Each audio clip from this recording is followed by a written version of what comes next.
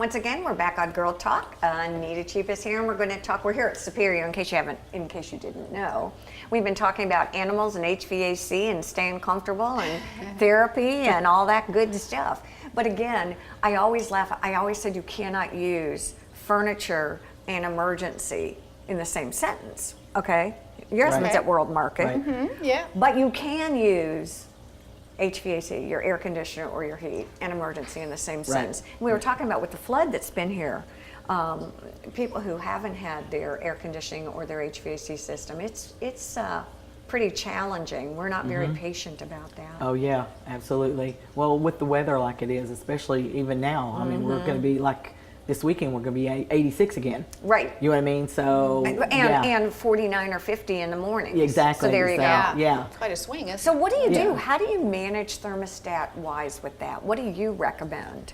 Well, because I go HVAC, heat. Well, now mine at home is one that I can set both.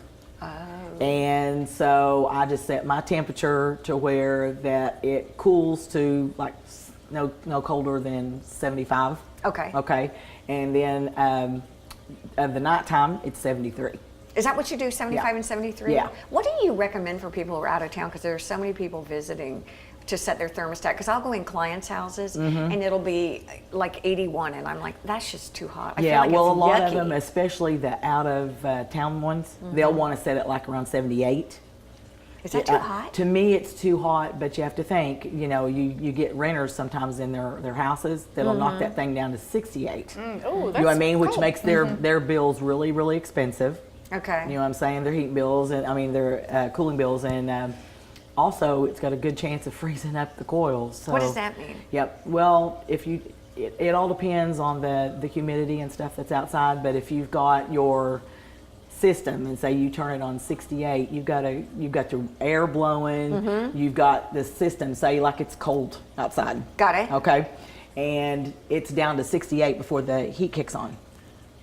Okay. I can tell you from experience from mine. Okay. And that's what I'm telling you. I've learned a lot of that too, because being here and then working at home. Right. I watch mine and do it. And I'm one of the ones that got an older system. Right.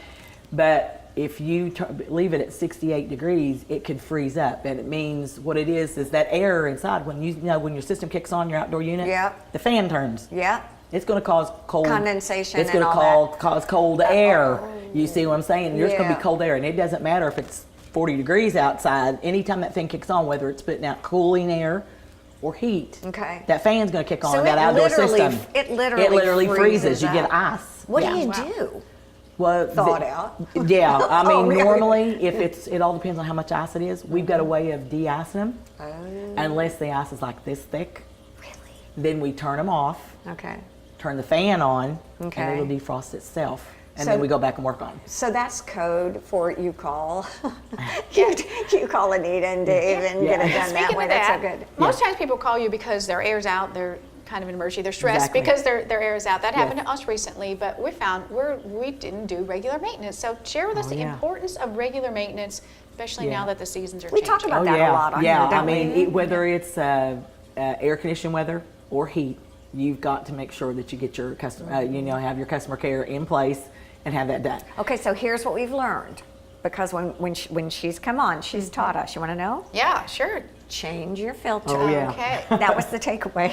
Yes, that's the main thing. Call for yearly maintenance. That's so the main. get that maintenance. That's the thing. Just that right now, prevents a lot of the and issues a lot that of come these up. people that got water in their units because of the storm, they need to, at least if they don't have a maintenance in place, they need to get that system inspected. Okay. Because it could even, down the road cause them issues from having water in their system. So Anita, how do we do that? Do we call you and say, look, we might have taken on water, please come inspect? Yes, and we just set you up for an inspection. Okay. We can do an inspection for like $79. Oh my gosh. That's and we can come out there and we can just look at everything, make sure everything looks good, that that maybe nothing inside rusted. You talk about water being inside of your unit. It's just like anything else. You know what I mean? So I tell you what, every time we talk, there's great takeaways. And that's sort of what I love. If people can leave with some information they can actually use. And every time you're on, it's really great. We're going to be back. There's a lot more to come here on Girl Talk. Stay with us.